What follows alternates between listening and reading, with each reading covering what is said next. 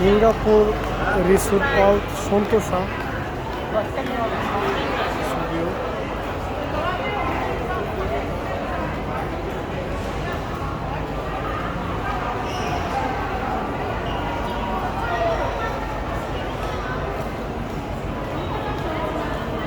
সুন্দর একটা দেখার মতো একটা জায়গা।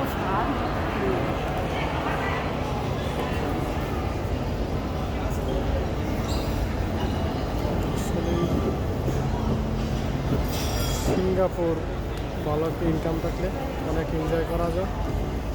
সিঙ্গাপুর